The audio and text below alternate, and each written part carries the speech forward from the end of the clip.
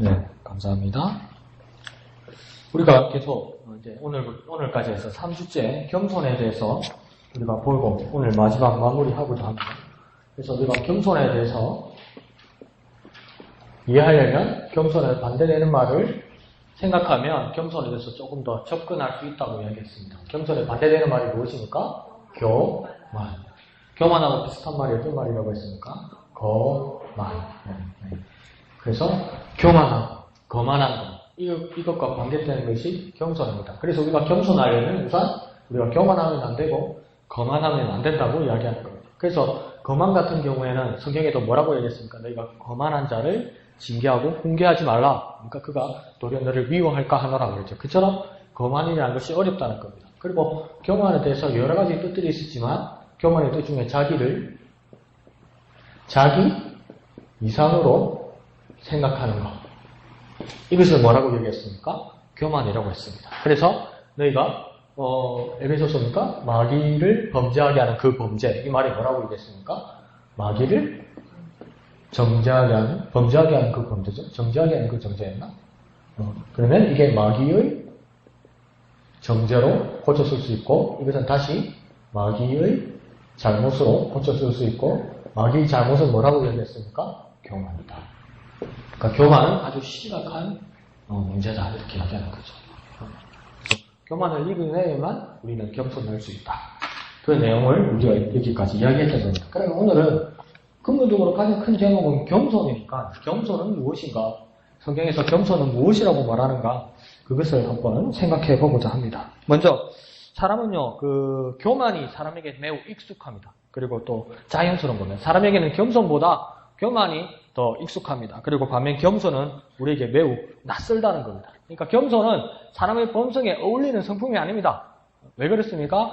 지난주에도 말씀드렸듯이 오직 교만하지 않고 유일하게 겸손할 수 있는 존재는 누구라고 이야기했습니까? 하나님밖에 없다고 얘기했잖아요. 왜 하나님만이 겸손할 수 있고 교만할 수 없다고 얘기했습니까? 하나님 위에 아무도 없으니까. 하나님이 아무도 없으니까 하나님이 아무리 이렇게 생각하시고 아무리 어떤 것을 일하셔도 하나님은 겸손한 분입니다.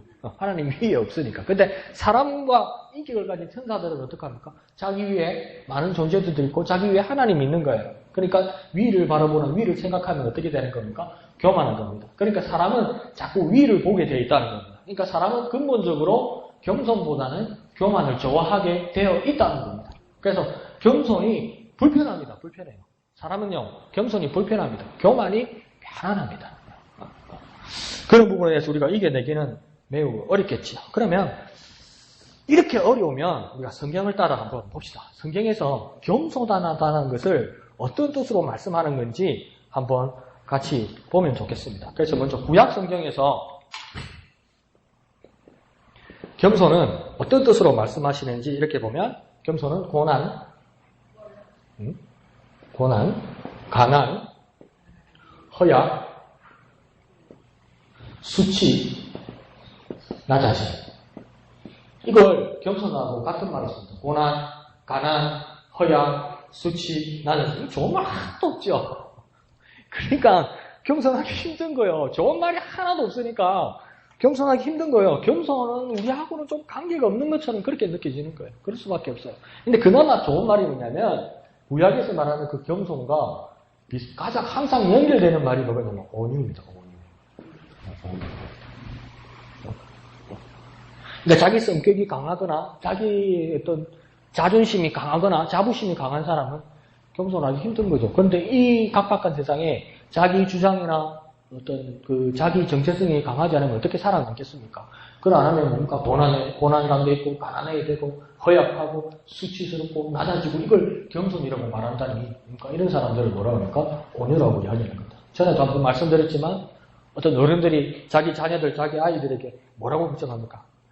우리 애는 문제라는 겁니다. 왜 문제입니까? 애가 깡이 없어요. 긍지가 없어요. 왜요? 그러니까 우리 애가 저래 착해가지고 이 험악한 세상을 어떻게 살아가겠습니까? 이렇게 이야기하잖아요. 이놈의 세상은 착한 게 잘못이요. 세상이 얼마나 잘못 돌아가는지 착한 게 잘못이요. 착한 게 부모님 걱정거리요. 근데 성경은 뭐랍니까? 그러한 사람을 온유한 사람이라고 이야기합니다. 근데 부담스러운 건 사실이죠, 그죠? 겸손이면 좀 좋은 말씀을 하셔야지. 고난, 가난, 허약, 수치, 나 자신. 그러나 그 가운데도 한 가닥 빛이 보니까 온유함입니다. 그죠? 온유. 온유가 좀 말듯 이러죠. 그죠? 참 말로 설명하기가 곤란한 게 온유죠. 그죠? 한번 천천히 나중에 생각해 봅시다. 자, 그러면 신약 성경에서 말하는 겸손은 어떤 뜻인가 한번 봅시다. 처음에는 좋은 말입니다. 수수한 의견. 두 번째는 뭡니까? 이제 원래대로 돌아갑니다. 비천함. 그 다음 뭐라면 낮은 자리. 또 뭡니까? 주인이 종에게 시키는 일들. 이런 걸 겸손이라고 얘기하는 거예요. 또 뭐라고 얘기하냐면 사회적으로 낮은 지위에 있는 사람들. 이런 사람은 겸손해요. 에이, 그럼 목사님 잘못 찾은 겁니다. 겸손이 이런 거면 우리 예수님도 나는 온유하고 겸손하니 너희 나의 명예를 메고 배우라고 예수님 그래 말씀하셨는데 예수님의 겸손이 그런 말이라고요? 그렇게 말할 수 있는데 그 말씀이 예수님이 겸손을 배우라고 한 말이 마태복음 11장 29절의 말씀이죠. 그때 예수님 뭐라고 해야 될까? 나는 마음이 온유하고 겸손하니 이렇게 하겠다. 뭐라고 합니까? 예수님은 마음이 온유하고 어떠하다고요? 겸손하니. 근데 원어를 보면 이 겸손이 사회적 낮은 지위를 이야기합니다. 근데 예수님 뭐라 합니까? 이걸 배우라고 말씀하시는 거예요. 그러니까 겸손이 얼마나 힘들겠습니까? 사회적으로 낮은 자리를 가라고. 에이, 목사님 그런 말 말고 하나님이 복 주시고 막 번성하게 하고 막 머리 되게 하고 막 그런 거 있잖아요. 겸손하고는 관계없는 말이라는 겁니다. 예수님은 나는 온유하고 겸손하다 할 때 나는 사회적으로 낮은 지위에 있는 사람처럼 너희가 나를 배우라고 말합니다. 그러니까 그걸 뭐라고 합니까? 멍해라고 이야기하는 거예요. 멍해. 왕관이나 멸루관이라고 말하지 않고 나의 멍해라고 해요. 그러니까 나의 멍해를 뭐라고 합니까? 배우라. 멍해가 뭡니까? 멍해? 무거운지? 멍해가 뭡니까? 사랑의 기로에 서서 그게 멍해 아닙니까? 김수희 노래 멍해 아닙니까? 멍해가 뭡니까? 농사 지을 때 소 한 대 씌우는 거 그게 멍해요. 소 덩어리에 씌우는 거 그게 멍해입니다. 멍해. 예? 소 한 대 씌우는 거. 무거운 짐인데 짐이라고 그 무거운 짐 같은 무게지만 그걸 뭡니까? 소 한 대 씌우는 거. 농사 지을 때 소 한 대 씌우는 거. 그게 뭡니까? 소에게 자유가 있겠습니까? 자유가 없지요. 너희 멍에를 쥐고 나를 따르라고 하는데 왜 너희들이 멍에를 쥐고 나를 따라야 된다고 예수님 말하냐면 나는 온유하고 겸손하다고요. 나는 비참한 자라고 예수님 말씀하시는 거예요. 따라오라니. 야, 우리는 왜 제자들이 그렇게 예수님을 따르지 않았을까 이야기하지만 만약에 우리가 이스라엘 사람이 그 당시면 안 따라가지. 어떻게 따라가? 소처럼 이렇게 막 콧줄에도 끼고 막 등에 멍에를 매서 따라가라면 이 뭐야 이러면서 안 따라가죠. 당연히 제자들의 말 안 듣는 게 맞습니다. 그걸 왜 따라가요? 그죠? 근데 그렇게 예수님께서 말했다는 겁니다. 그리고 예수님의 어떤 겸손에 대해서 예언할 때도 이사야 42장 1절에서 3절까지도 예수님의 겸손에 대해서 이렇게 예언하면서 이사야가 뭐라 하면 중간에 보면 그는 외치지 아니하며 목소리를 높이지 아니하며 그의 소리를 거리에 들리게 하지 아니하며. 그러니까 지금 하나님의 어린 양에 대해서 하나님께서 보내실 메시아에 대해서 이사야가 미리 예언하였는데 그분의 겉모습과 풍채에 대해서 이미 뭐라고 하냐면 외치지 아니하며 목소리도 높이지 않으며 그의 소리를 거리에 들리게 하지도 않으면 이러면 뭐가 되겠습니까? 아무것도 안 되는 거죠. 큰 소리도 못 내고. 그러니까 이게 우리말로 하면 기가 죽어가지고 말도 못 한다는 겁니다. 기가 죽어가지고. 야, 요즘 뭐랄까요? 요즘 내가 전에 웃으면서 말씀드렸잖아요. 대한민국 방송국은 두 가지밖에 안 해요. 요즘요. 먹는 거 하고요. 노래 부르는 거밖에 안 해요. 어느 채널을 틀어도요. 먹는 거 하고 만들어 먹는 거 하고요. 그다음 노래 자랑하는 거밖에 안 나와요. 그런데 이게 갈수록 얼마나 시청자들이 자극적인 걸 원하고 그걸 살벌하게 만드는지 어디 케이블 TV에 가면요. 그 노래 대회를 하는데 수백 명 중에 한 20에서 30명을 뽑은 거예요. 그러면서 갑자기 얘들을 밤에 부르는 거예요. 갑자기 어디로 집합 이러는 거예요. 그럼 영문도 모르고 얘가 왔는데 딱 심사위원들이 뭐라냐면 오늘 너희가 준비 안 해서 왔지만 너희 중에 4명은 오늘 꼭 떨어진다고 이야기하는 거예요. 네? 4명이 꼭 떨어진다고 하는데 그 룰이 뭐냐면 여기다가 스탠드 마이크 하나만 딱 세워 넣는 거예요. 10분 시간을 주는데 너희가 즉흥으로 노래를 해서 심사에서 4명을 떨어뜨리겠다는 거예요. 그 대신 뭐냐면 10분 동안에 마이크를 한 번도 잡지 못하고 노래 못한 사람들 있죠. 그 사람은 무조건 떨어진다는 거예요. 난리가 나는 거예요. 난리가. 서로 마이크 뺏으려고 난리가 나는 거예요. 난리가. 네? 그래라도 억지로 잡아서 고함이라도 질러야 심사 대상이 된다는 겁니다. 네? 그러니까 진짜 거기서 잘하는 고수가 있었는데 못했어요. 근데 그 친구 멋집니다. 그 친구 인터넷 포털에 1등 했어요. 왜 그러냐면 제일 잘하는 애 밖에서는. 야인 중에는 제일 이거 잘하는 사람이에요. 그러니까 젊은 애들 랩하는 거 있죠. 제일 잘하는 애야. 제일 잘하는 애인데 시간이 다 돼가는 거예요. 10분이. 근데 누가 남았냐면 자기하고 고등학생 하나가 남았어. 딱 2사람 남았어요. 근데 자기가 마이크를 잡았어. 이게 고등학생이야. 그러면 뭡니까? 1분도 안 남았어. 그럼 어떻게 해야 돼요? 내가 잡았으면 내가 불러야 되잖아요. 근데 어떻게 하냐면 싹 지나가서 마이크를 쳐요. 그러니까 이 고등학생이 너무 당황해가지고 빨리 부르고 자기도 부르고 빨리 넘겨줘야 될 거 아니에요. 이 고수한테. 근데 얘가 고등학생이 당황하니까 그 랩하면 꼭 하는 것들 있잖아요. 노래 못 부르면 이러더니 시간이 지나가 버린 거야. 그치 할 것만 한 거예요. 근데 고수가 딱 받으니까 뭔가 두세 마디 하니까 끝나는 거예요. 그러니까 이 친구가 탈락해버렸어요. 양보하면 못 산다는 거죠. 경쟁하는데 양보하면 못 산다는 거예요. 세상에 그 이치를 딱 보여주는 거예요. 그런데 오늘 이사야 42장에서는 뭐랍니까? 그 메시아는 외치지 아니하며 목소리 높이지 아니하며 그 소리를 거리에 들리게 하지 아니하면 이 따라가면 살겠습니까? 큰일 나지. 그게 뭡니까? 오실 메시아는 그럴 것이다라는 겁니다. 그 예수님을 닮아야 된다라고 이야기하는 거죠. 그러니까 참 곤란하죠, 그죠? 아이고 어떻게 살으라고 이런 모습만 보여줄까? 응? 그리고 또 이사야 53장 1절에서 2절에서는 또 예수님의 모습에 대해서 그렇게 이야기합니다. 우리 잘 알고 있는 것처럼 그는 주 앞에 자라나기를 연한 순 같고 마른 땅에서 나온 뿌리 같아서 고운 모양도 없고 풍채도 없은즉 흠모할 만한 아름다운 것이 없도다. 어떻게 따라갑니까? 연한 순 같아요. 튼튼한 나무가 아니래요. 꽃을 피우고 열매를 맺는 튼튼한 가지가 아니래요. 연한 순 같고 마른 땅에서 나온 뿌리 같다고 이야기하는 거예요. 가뭄이 들어가 땅이 쩍쩍쩍쩍 갈라지는데 그 조금 난 그거 살겠습니까? 살똥말똥 그렇다는 거예요. 메시아의 모습이 또 어떻다고 이야기합니까? 고운 모양도 없고 풍채도 없다.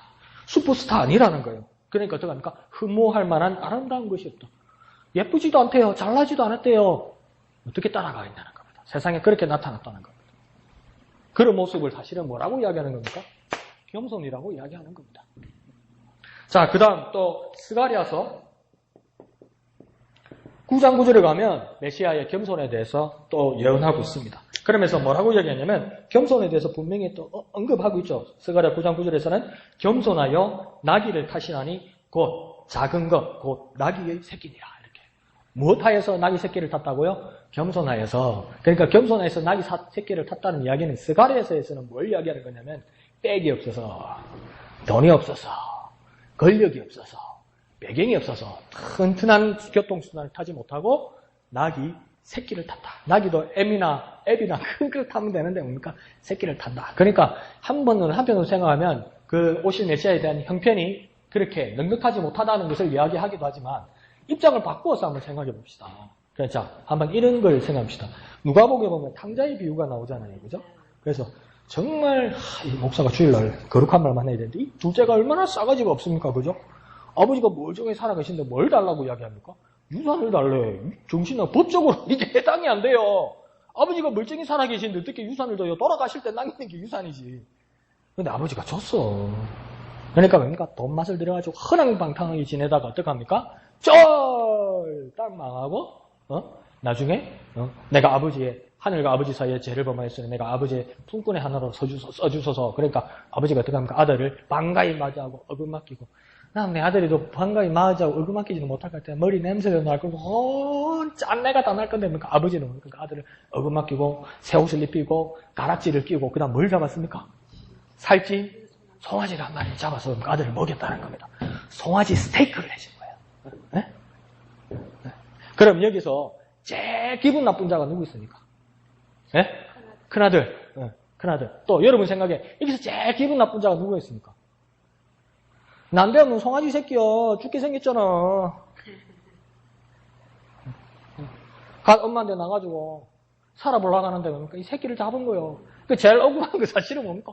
송아지요. 이놈의 자식 괜히 밖에 나갔다가 들어와가지고 아니 나만 죽게 생긴 거예요. 이 송아지가. 그러니까 여기서도 스가랴 9장 9절은 내가 왜 이야기를 했냐면 예수님이 나귀 새끼를 타셨다고 그랬잖아요. 예수님도 형편이 딱하지만 이 나귀 새끼는 문제요. 이 나귀 새끼는 문제요. 이 새끼가 어린 망아지 새끼가 다 큰 성인 30살 된 성인을 태워야 된다고 하니 얼마나 힘들겠어요. 얼마나 힘들겠어. 주님과 함께 가는 길은 뭡니까? 하나님의 눈으로 바라보면 정직하고 옳은 길이고 의지해야 할 만한 신실한 길이지만 정말 우리가 현실에서 갈아야 할 길은 사람들이 볼 게 내 육체의 힘에도 진하게 힘든 일일 수 있습니다. 겸손은 힘이 듭니다. 그래서 집에 가서 인터넷 검색해 보세요. 노래 제목이 있어요. 겸손은 힘들어. 노래 누구 불렀습니까? 조영남. 댓글 다 안 해. 성경 공부를 하지. 들리는데 어떡해. 겸손은 힘들어. 겸손. 그런 노래 있어요. 정확해. 그죠? 겸손 힘들어. 겸손 힘들어. 그러니까 정말 힘든 게 겸손입니다. 그 성경에서 이야기를 하는 거예요. 겸손 정말 힘들다. 겸손하면 탄탄대로보다고 그렇게 행복한 길만은 아니다. 이렇게 이야기하는 겁니다. 그러면 왜 성경은 겸손에 대해서 이렇게 부정적이고 어려운 이야기만 할까? 왜 성경은 겸손한 모습이 가난이나 질병이나 이렇게 관련된 것을 겸손이라고 할까? 그런데요, 겸손과 유사한 모습이 우리 사회적 약자고 우리의 모습이라는 겁니다. 그걸 왜 그렇게 말하냐면 겸손한 자는 약자라고 이야기했잖아요. 그러니까 겸손을 쉽게 말하면 신구약을 통틀어서 그러니까 약자를 이야기하는 겁니다. 육체적으로든 사회적으로든 어떤 모습으로든 뭡니까? 약한 사람을 겸손한 자라고 이야기하는 겁니다. 그러면 겸손이 무슨 복입니까? 겸손은 아무 복이 아니죠. 그러니까 겸손하는 거 사람들이 싫어하는 거죠. 근데 겸손한 자를 약자로 부른다면 내가 하나님 앞에 약자로 나오면 우리는 어떤 일을 받을 수 있는 겁니까? 하나님의 도움을 받을 수 있는 겁니다. 겸손한 자는요, 자기의 약함을 인정하고 약한 상태를 하나님께 드러내면 그 다음에 조처가 일어나는데 그게 뭡니까? 약하니까 하나님이 도와주신다고요. 겸손한 자는 하나님의 도움을 받을 수 있는 겁니다. 그런데 어떡합니까? 나는 괜찮습니다. 그럼 하나님 도움 받을 수 없는 거예요. 나는 괜찮습니다 말하는 순간 나는 교만하고 하나님의 도움을 도무지 받을 수 없는 거예요. 근데 나는 예수님을 닮아서 나는 부족하고 나는 나약하고 나는 아무것도 할 수 없는 정말 어리석은 사람이라고 하나님 앞에 고백할 때 하나님의 도움을 받을 수 있는 겁니다. 하나님의 도움을 받으려면 그러니까 우리는 뭘 해야 되는 겁니까? 겸손해야 됩니다. 지금 보십시오. 그 미국 프로야구 그 전문지에서 동아시아 선수들을, 동양인 아시아 선수들을 분석을 해봤는데 뭡니까? 2년에서 3년에서 대부분 견디지 못한다는 거예요. 동양의 야구 선수들이. 예? 근데 그게 왜 그러냐면요. 체력적으로도 체격적으로도 우리 동양 사람이 작고 뭐냐면 얘들이 초등학교 때부터 고등학교 때까지 얼마나 혹사당하는지 모른다고 이야기합니다. 그러니까 유현진 선수 보십시오. 올 시즌 못 뜁니다. 어깨 수술을 했는데 올 시즌은 못 뜁니다. 왜요? 걔는요. 중학교 때부터 무조건 대표고요. 그러니까 막 국대회를 나가면 결승전까지 혼자 던지는 거예요. 그러니까 그 여린 어깨가 살아남겠습니까? 그런데 걔들은 뭘 이야기하냐면 프로야구 가서 돈을 벌어야 된다고 그 꿈만 가지고 있기 때문에 감독이 너 괜찮아? 괜찮다고 그러는 거예요. 그러니까 박찬호 선수도 보세요. 그 선수 수명이 그렇게 짧을 수밖에 없었던 이유가 괜찮다고 그러는 거예요. 자꾸 괜찮다고 그러는 거예요. 그땐 괜찮지. 그 다음에 선수가 안 되는 거예요. 선수를 못 하는 거예요. 그러니까 괜찮다고 그러니까 의료진도 트레이너한테도 도움을 못 받는 거예요. 괜찮다고 그러니까. 여기가 문제고, 여기, 그러니까, 미국 프로야구 선수는요, 투수는요, 손톱이 하나 나갔잖아요. 그럼 공 안 던져요, 그날. 감독 불러요. 이야기 경기 중에서도, 나 이거 못 한다고. 그래요. 큰일 난다고. 그래요. 근데 우리는 뭡니까? 막, 어깨가 막 나갔는데도 뭐, 괜찮습니다! 할 수 있습니다! 이러는 거예요. 그게 할 수 있다. 그게 믿음인지 모르겠는데, 그러니까 도움을 못 받는 거예요. 그 단점은 뭡니까? 도움을 못 받으니까, 그러니까 망가지는 거죠, 망가지는 거. 그것처럼 뭡니까? 자꾸 내가 하나님 앞에 괜찮습니다! 하나님 나 괜찮습니다. 그렇게 하나님 도움 못 받는 거예요. 그걸 다른 말로 바꾸면 뭡니까? 하나님 앞에 겸손하지 못하면 나의 나약함을 드러내지 못하면 하나님 도움 못 받습니다. 그런 모습들이 우리가 변화되어야 될 겁니다. 그러니까 우리는 늘 육신의 아픔도 가지고 있고 허약하기도 하고 길을 펴지도 못하고 남의 눈치를 보기도 하고 연약하기도 하고 이런 모습을 겸손이라니까 세상 사람들이 예수님이 말씀하시는 그 겸손의 모습을 살기를 싫어하는 겁니다. 근데 성경은 도리어 가난하고 병들고 사회적으로 낮은 위치에 있는 사람을 겸손의 모습이라고 이야기한다는 거예요. 그럼 한번 더 생각해 봅시다. 겸손. 왜 그렇게 겸손해야 된다고 이야기하느냐? 그게 뭡니까? 사람의 참모습이라는 겁니다. 겸손은 사람의 참모습이라는 겁니다. 진짜 모습이라는 겁니다. 괜찮다는데 안 괜찮고, 좋다는데 안 좋고, 힘든데 안 힘든다고 그러고, 그거 뭡니까? 사람의 참모습이 아니라고 합니다. 나는 병들고, 나는 마음 상하기도 하고, 나는 아프기도 하고, 나는 모자라기도 하고, 나는 괴롭기도 하고, 나는 갈등을 겪기도 하고, 나는 싸우기도 하고, 이런 나약한 모습을, 그 모습이 나 진짜 사람의 참모습이라고 하나님 앞에 아뢰는 걸 겸손이라고 이야기하는 거예요. 그 사실은 그건 뭡니까? 그런데 그 차이는 있어요. 나는 원하지 않지만 싸우기도 하고, 원하지도 않지만 아프기도 하고, 원하지도 않지만 갈등을 겪기도 하고, 원하지 않지만 고난 가운데 있고, 원하지 않지만 괴로움을 가지고 있고, 이게 내 참모습이랄 때 이게 자랑이 되면 안 된다는 거예요. 자랑이 되면 안 된다는 말은 뭐냐면 이게 내 진짜 참모습이라서 난 이대로 살래 그러면 안 된다고요. 그건 겸손이 아니에요. 똑같은데 인정하는데 똑같은 인정인데 뭡니까? 나는 이런 모습이니까 난 그냥 이대로 살래. 날 건들지 마. 너도 그렇잖아. 그러니까 나 그냥 이대로 살래. 그건 겸손이 아니고 나는 나약하고 부족하고 갈등을 겪기도 하고 모자라기도 하고 힘들기도 하고 아프기도 하다는 것을 하나님 앞에 고백할 때 하나님이 도움을 받는 자가 겸손한 자라는 겁니다. 그러니까 갈려요. 니도 죄 많잖아. 그러니까 어떤 분이 그랬잖아요. 막 사회적으로 강력적으로 문제를 많이 일으킨 그 분인데 지도자였던 분인데 그분이 다시 이제 뭘 한다고 그러니까 막 기자들이 취재해가지고 이거 해결하지 안 하고 이렇게 사회적으로 문제를 일으켜 놓고 이렇게 일해도 됩니까? 막 이렇게 마이크를 갖다 대니까 그 사람이 뭐라고 하니까 화를 내면서 넌 죄 없어, 넌 죄 없어 이러잖아요. 그게 무슨 말입니까? 그게 무슨 목사가 할 말입니까? 그게 넌 죄 없어. 목사라고 얘기해버렸네. 넌 죄 없어. 그러니까 넌 떠들지 마. 그게 무슨 말입니까? 하나님 앞에 죄인이기 때문에 내가 바르게 살고 잘못했다는 것을 회개하는 게 바른 거 아닙니까? 그러니까 뭡니까? 죄 있다는 건 인정하는데 겸손한 사람이 될 수 없는 거예요. 왜요? 남이 죄 있으니까 그대로 살겠으니까 너도 죄인이니까 입 다물으라는 거예요. 그러면 뭡니까? 겸손하지 못한 거지. 하나님 도움을 받지 못하니까요. 이해하십니까? 네. 그 차이를 드러내는 겁니다.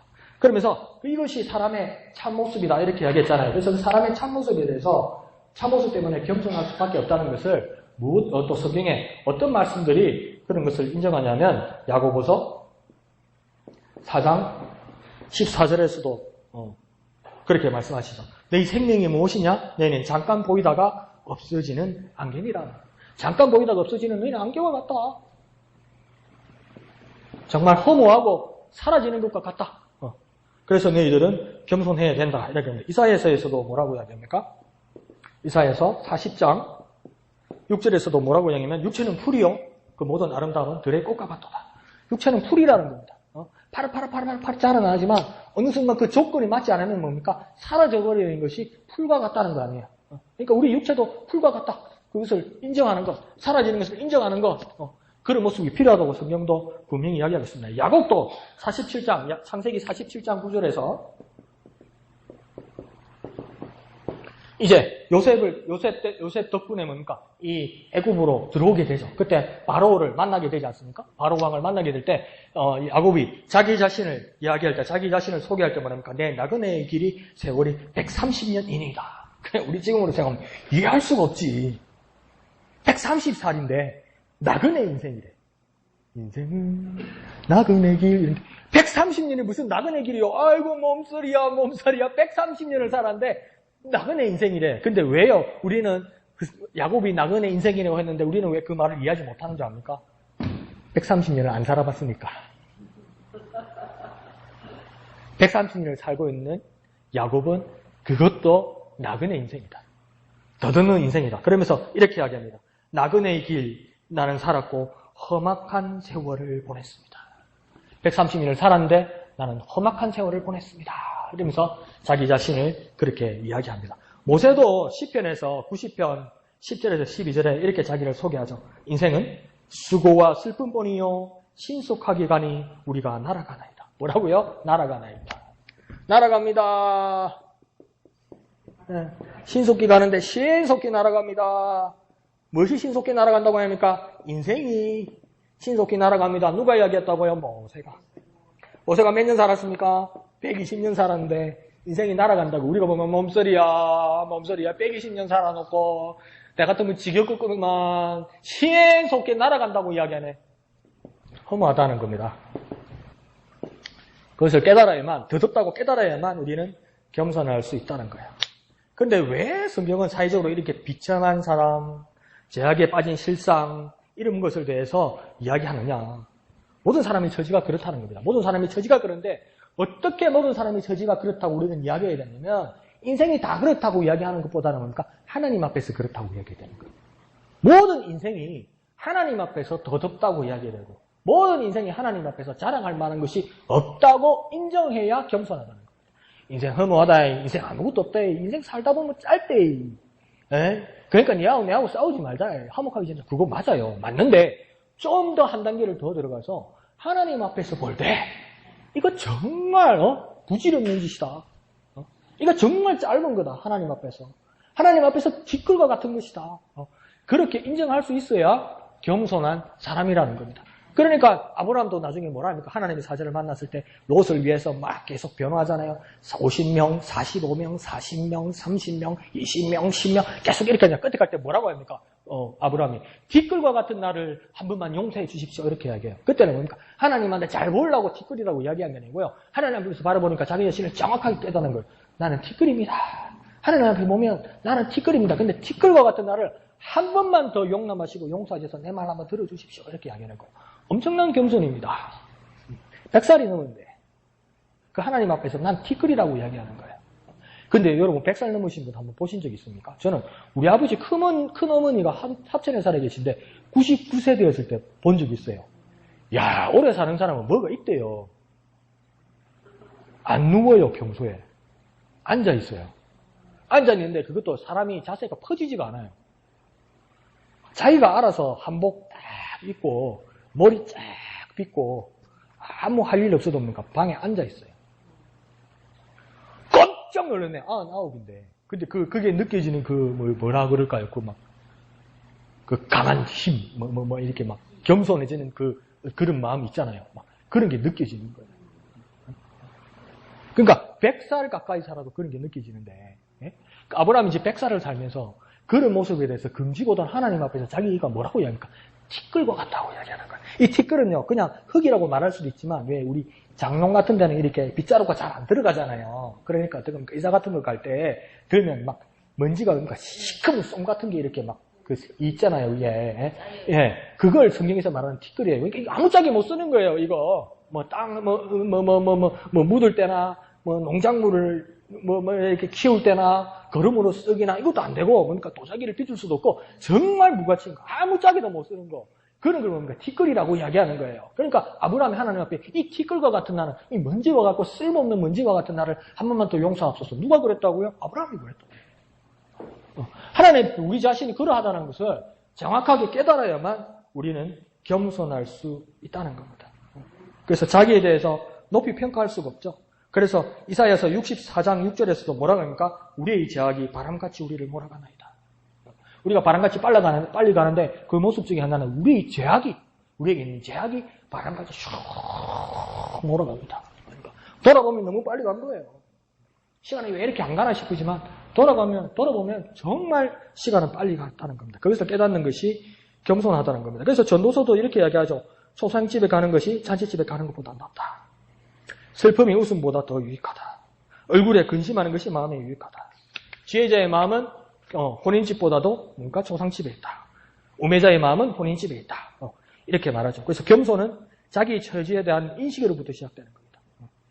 그러니까 자기 처지에 대한 인식을 느끼면서 겸손한 자는 뭡니까? 아이고 이거 아무것도 아니니까 내 인생 끝났다. 그렇게 여기는 것이 아니라 겸손한 사람은 내가 이렇게 부족한 사람이니까 하나님의 손이 잡아 일으켜야만 난 살 수 있다고 느끼는 사람이 진짜 겸손한 사람이라는 겁니다. 그러니까 겸손의 시작은 사실은 뭡니까? 자기 처지를 깨닫는 거고, 그렇지만 하나님의 도움을 구하는 사람, 이런 사람이 어떤 사람입니까? 겸손한 사람이라는 겁니다. 네. 이해하시죠? 그래서 우리는 겸손은 우리 삶에 대한 미망에서 깨닫는, 그러니까 미망에서 깨닫는데 이게 무슨 말인지 한번 찾아봤는데 그냥 그거예요. 뭐랄까요? 구렁이. 막 깜깜한 동굴 같은 거. 그러니까 어딘지 모르는 막 깜깜한 거, 깨닫지도 못하는 거. 그런 어떤 우리 미래에 대해서, 우리의 삶에 대해서 그 깨닫지 못하는 그 미망에서 깨어나는 것이 겸손의 시작이다. 이렇게 이야기하는 겁니다. 그러니까 그 헛되고 잘못된 것을 깨닫자고 시작하는 그 전도서의 말이 뭡니까? 모든 것이 헛되고 헛되니, 헛되면 헛되니, 모든 것이 헛되도다. 이렇게 얘기하잖아. 헛되다, 헛것이다. 이렇게 이야기하잖아. 그러니까 어떤 사람은 합니다. 전도서가 좀 잘못 쓰여진 것 같아요. 뭐랍니까? 염세주의 같습니다. 숙명론자 같습니다. 비관주의자 같습니다. 그렇게 얘기하는데 이 비관주의자가 아니라 전도서 기자는 뭡니까? 하나님의 불쌍히 여기심과 도우심을 구하기 위해서 우리의 인생은 헛되다고 먼저 시작하는 겁니다. 우리 인생은 모든 것이 헛되기 때문에 우리 스스로는 모든 것이 허무하기 때문에 하나님 앞에서 모든 것이 허무하기 때문에 이 허무한 인생을 건지시고 도우실 분은 유일한 하나님밖에 없다는 것을 인정하기 위해서 도움을 구하기 위해서는 우리가 정말 허무한 인생을 살고 있다는 것을 인정해야 모든 것에 충만하시고 모든 것에 근원이 되신 하나님이 우리를 건지시고 우리를 도우시고 우리를 인도할 수 있다는 겁니다. 그러니까 우리를 구름통에서 건지시고 우리를 도우시고 우리를 이끄시는 인도함을 받을 수 있는 겁니다. 겸손해야만 그럴 수 있다는 겁니다. 그래서 겸손하고 그러면 이제 여기서도 우리가 가장 좀 헷갈리는 게 뭐냐면 겸손하고 비교되는 모습이 있는데 이게 뭐냐면 자기연민입니다. 자기연민. 정확히 뭐라고 설명할 수 없지만 자기연민이 뭔지를 알겠죠. 자기에 대해서 불쌍히 여기는 마음. 이것도 있어야 되죠. 근데 그러니까 자기를 불쌍히 여기는 마음에 푹 빠져버리면 이거는 겸손하고 다르다는 겁니다. 이 자기연민의 문제는 뭐냐면 연약함에 대한 불신과 불만과 절망감이 생기는 겁니다. 내가 연약하다는 것을 겸손도 똑같이 깨닫는 거예요. 나는 부족하다는 걸 깨닫는 거예요. 근데 여기서 자기 연민은 뭘 느끼냐면 내 연약함에 대한 불만 그리고 내 연약함에 대한 절망. 불만과 절망으로 빠지면 겸손으로 가는 게 아니고 어디로 간다고요? 자기 연민으로 간다고 합니다. 그러면 자기 연민으로 가다 보면 어떤 일이 일어납니까? 무력감과 우울증으로 빠진다는 겁니다.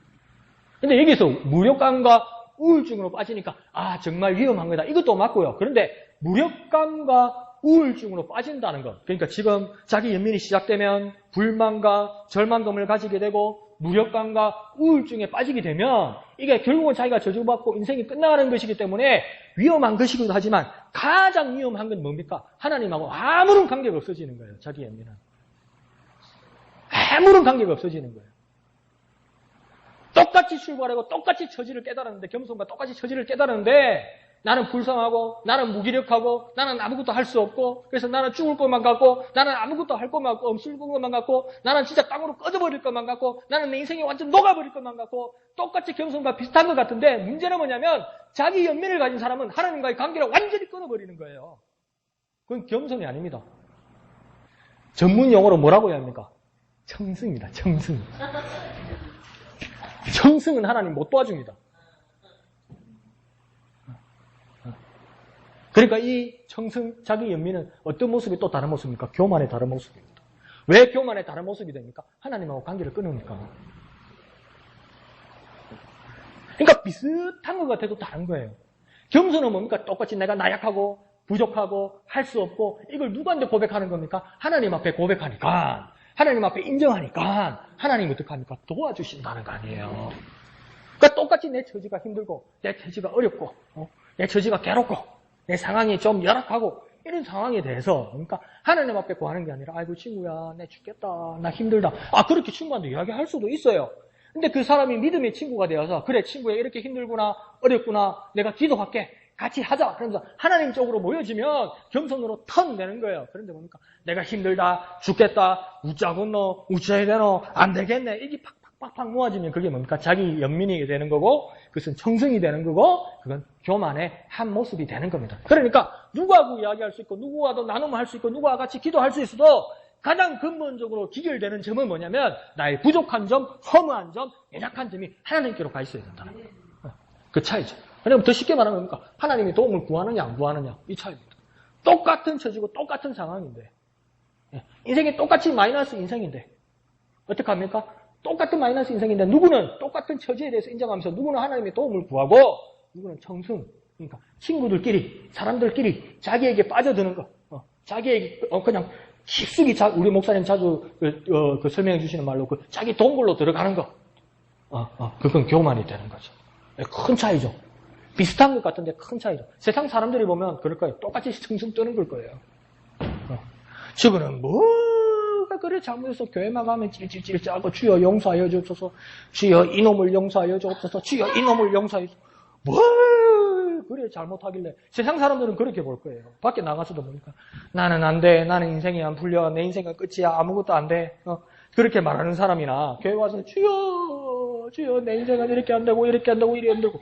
근데 바깥 세상 예수 믿는 사람이 보면 둘이 똑같이 청승 뜨는 거예요. 그 이상은 없어요. 아이고 세상을 저래 살아 그래밖에 안 돼요. 그런데 하나님 눈에 보는 차이는 뭡니까? 어떤 자는 하나님의 도움을 구하고 있고 기다리고 있고 어떤 자는 인생을 그냥 정치더라는 겁니다. 한 사람은 교만으로 가고 한 사람은 겸손으로 가는 겁니다. 이해하시죠? 그래서 자기 연민과 겸손은 다릅니다. 많이 다릅니다. 출발과 현상은 똑같아도 하나님의 도움을 구하는 자만 겸손한 자입니다.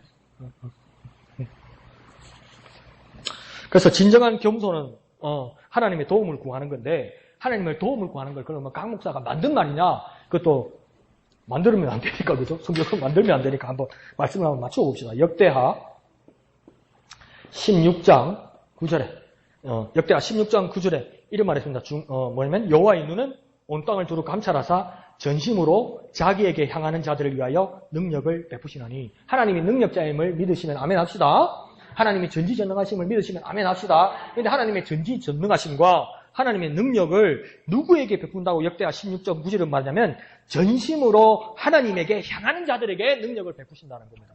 겸손한 자가 하나님의 도움이 필요해서 전심으로 하나님의 도움을 구하는 자에게 하나님의 능력을 베푼다는 겁니다. 그런데 여기서 문제는 뭐냐면 우린 다 하나님의 도움이 필요해요. 안 그래요? 우리 하나님 도움이 필요해요.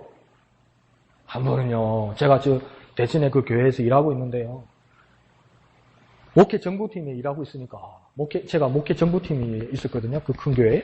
목회 정보팀이니까, 내가 한 말이 드릴게요. 제가 그때 그 직위가 뭐였냐면, 전도사임에도 불구하고, 목회 정보팀 팀장이었어요, 제가. 근데 목회 정보팀 팀원이 나 혼자요. 그러니까 뭐 팀원이든 팀장이든 뭔 상관이요. 근데 교회에서는 나를 어떤 사람으로 생각하냐면 나를 국적은 직원처럼 생각하는 거예요. 내가 어디 CIA 요원처럼 생각하는 거예요. 밤에 전화가 왔어. 어른한테 뭐라고 합니까? 대통령 비서실장 휴대폰 전화번호를 알아오래. 그걸 누가 가르쳐줍니까? 누가 가르쳐줍니까? 청와대에서 전화해가지고 망신 그런 망신 내가 당한 적이 없어요. 가르쳐줍니까? 안 가르쳐주지. 대통령 비서실장 휴대폰 전화를 누가 알 수 있어요, 여러분? 모르지. 그래서 해보고 안 된단 말이야 되니까. 민은실에 전화가 망신 그런 망신 내가 당한 적이 없어요. 이것처럼 뭡니까? 근데 여기 지금 역대하 16장 9절은 뭐라고 이야기하냐면 찾는 자에게 하나님께서 능력을 베푸신다고 이야기하는 겁니다. 그러니까 하나님은 능력이 있고 차고 넘치시고 충만케 하시고 흘러 넘치게 하시는 분이지만 하나님의 능력을 구하는데 어떤 식으로 구한다고요? 전심으로. 점심이 뭡니까?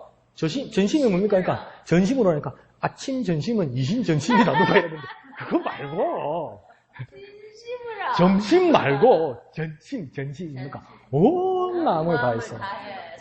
온 마음을 그러니까 내 마음이 이만하면 요거는 우리 아빠인데 요만큼은 우리 엄마인데 요거는 우리 통장인데 여기는 내가 아는 대통령인데 여기는 내가 아는 비서실장 전화번호인데 요만큼 마음만 내가 하나님을 의지하는 자.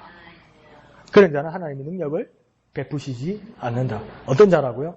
내 안에 전심이라고. 그러니까 내 안에 우리 엄마 백, 우리 아빠 백, 우리 통장 백, 우리 대통령 비서실장 백, 누구 백 이거 딱 들어있는 거예요. 이걸 어떡할까?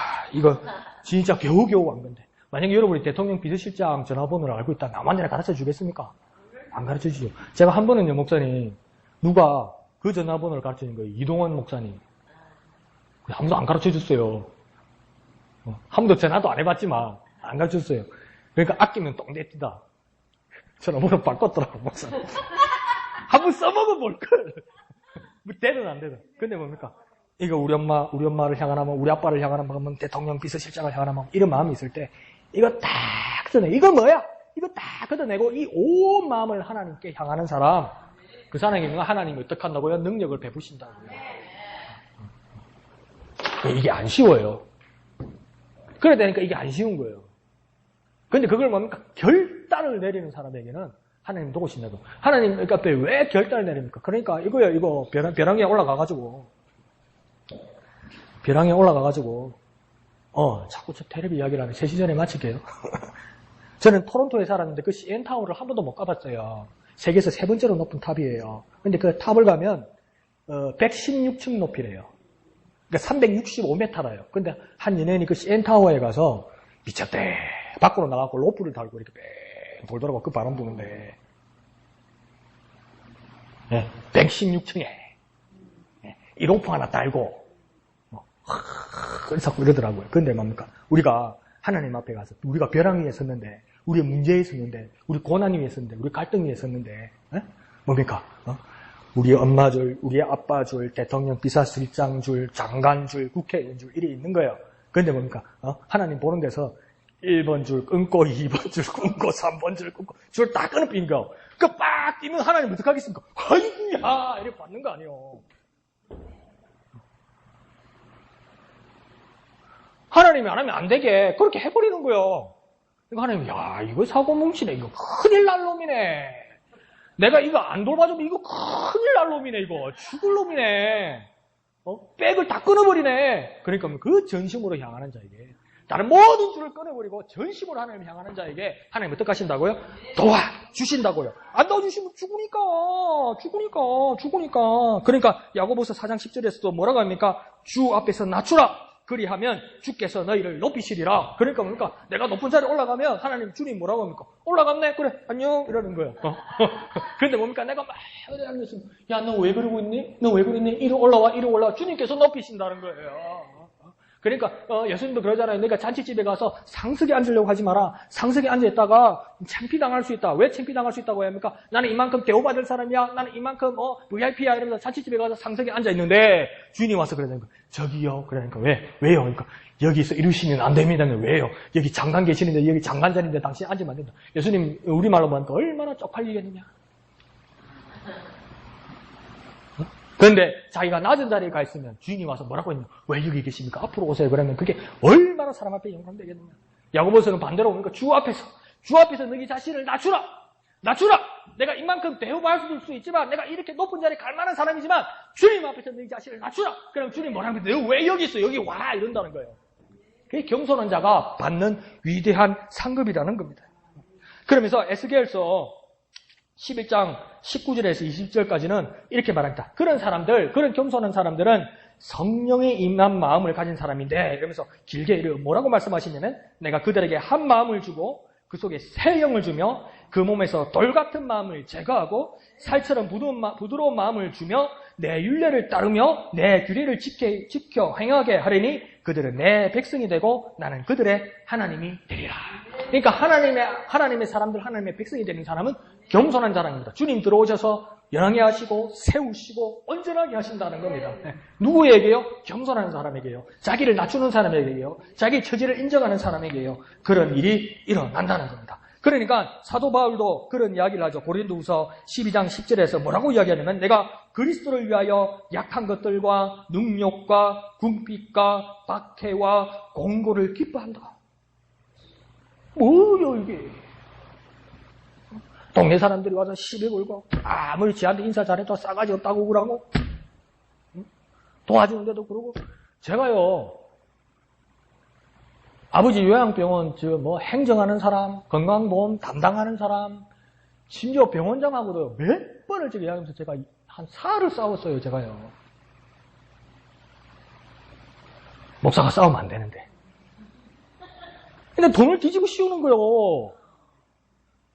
건강보험면에서 뭐가 잘못됐다고. 저도 빼지거든요. 싸우는 게 문제가 아니고, 건강보험공단에다 전화하고, 보건심사평가에다 전화하고, 그래도 안 믿길래 원장 보는 데서 스피커번호 틀어가지고 전화 바꿔주고, 그렇게 해버린 거예요, 제가. 근데 제가 이런 걱정이 들더라고요. 내가 만약에 진해 안 했고, 우리 어머니만 했으면, 우리 어머님 돈 다 뒤집어 쓰겠구나. 그러니까 더 화가 나는 거예요. 근데 의사라고 해봤자 젊더라고요. 새로운 의사인데. 원장이라고 그랬는데, 자기는 원장이라는데 나보다 나이가 어려. 가만히 보니까. 그런데 막 비아냥되는 거 있잖아요. 비아냥되는 거. 그게 막 이 참지를 못하겠는 거예요. 그래서 아니라던데요. 뭐 조항 탁탁탁탁 되면서 그러니까 뭐 공문이래 왔대요. 그 공문 담당자 이름 대해서 전화해보라고 그러면서 착착착착 했어요. 어떨게요? 내가 이겼지요. 근데 얼마나 이게요. 사람이 약해지면 세상은요. 갈수록 거만해지냐면요. 이분 참 겸손하구나 하면서 우리에게 호의적이지 않아요. 세상은요. 내가 겸손하면요. 뭐라냐면요. 요거 만만하네. 요거 안 되겠네. 요거 내가 갖고 놀아도 되겠네. 이러는 거예요. 그러니까 내가 처음에 말 안 하고 듣고만 있고 예의하니까 어떤 말까지 나온 줄 아세요? 우리 병원만 안 들으면 아버지 퇴원해서 다른 병원 가라는 거예요. 그게 의사가 할 소리요? 치료가 안 돼서 그러는 게 아니고 행정적으로 손해가 보기 때문에 그런다는 거예요. 네. 네. 그러니까 뭡니까? 나중에 끝에 그런 이야기를 했어요. 왜? 어떻게 의사로서 그런 말을 할 수 있느냐?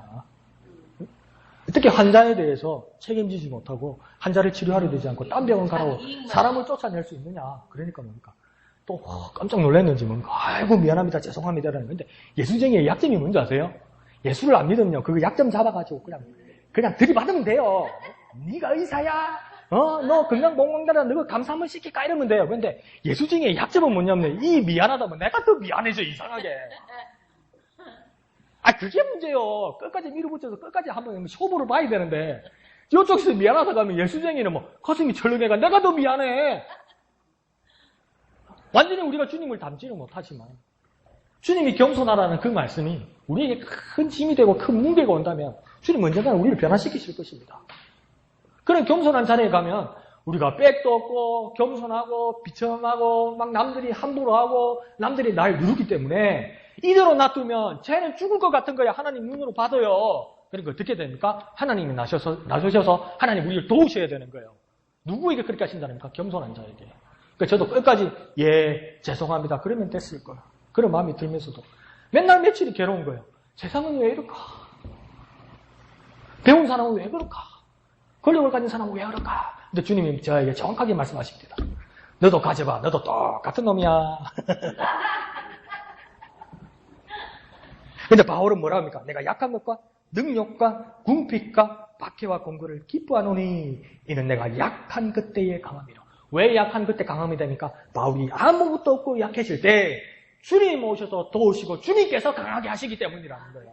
그러니까 바울이 그렇게 말하잖아요. 내 안에 사는 이는 그리스도이니 나의 죽음도 유익함이라 이러잖아요. 그러니까 우리가 뭐랍니까? 주를 위하여 죽어도 좋사오니 주의 복음을 위하여 하나님 나라에 내가 목숨 바치겠습니다. 그것도 맞아요. 근데 바울이 거기서 또 한 번 더 깊이 말하는 건 뭐냐면 나의 죽음도 유익하다는 말은 뭐냐면 내가 죽어야 그리스도가 산다는 겁니다. 내가 죽어야 내가 사라져야 그리스도가 나타나고 그리스도가 영광이 된다는 거예요. 그러니까 바울의 말은 나의 죽음도 유행하다는 말은 죽어도 좋습니다. 말도 많지만 바울이 근본적으로 하는 말은 뭐냐면 내가 죽어야 된다는 거지.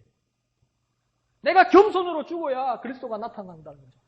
그러니 나의 죽음이 얼마나 유익하겠냐 이렇게 이야기하는 겁니다. 자, 마지막으로 말하면 사람의 힘과 하나님의 힘이 있습니다. 사람의 힘이 있고요. 그와 반대되는 하나님의 힘이 있습니다. 똑같이 힘이고 똑같이 능력입니다. 우리 눈에 잘 보이는 것은 사람의 힘입니다. 그런데 사람의 힘과 하나님의 힘을 비교할 때 사람의 힘은 어떨 때 나타나냐면 그 사람이 강할 때 나타나는 겁니다. 맞죠? 사람의 힘은 뭐냐면 그 사람이 강할 때 나타나는 거예요. 근데 하나님의 힘은 무엇입니까? 그 사람이 약할 때 나타나는 거예요. 사람의 힘으로 세상의 힘으로 살기를 원하시면요. 열심히 사시고요. 힘을 기르시고요. 깡도 세우시고요. 허세도 좀 뿌리시고요. 아까 밑에서 말한 것처럼 겐세이도 좀 넣을 줄 알고 배짱도 뿌릴 줄 알고 그렇게 사세요. 그렇게 살아야 돼요. 아멘 하면 안 되는데? 그런데 뭡니까? 하나님의 힘으로 살려는 사람은요. 나의 약함을 하나님 앞에 드러내고 나의 약함을 자랑하라고요. 그러면 하나님 오셔서 일하신다고. 그게 겸손한 자가 갖는 위대한 축복입니다. 그런 축복을 누리는 저와 여러분 되시길 바랍니다. 세상에 진정 두려워할 사람은 무엇입니까? 하나님 앞에 겸손한 사람입니다. 그런 겸손한 삶으로 살아가는 저와 여러분 되시길 부탁드립니다.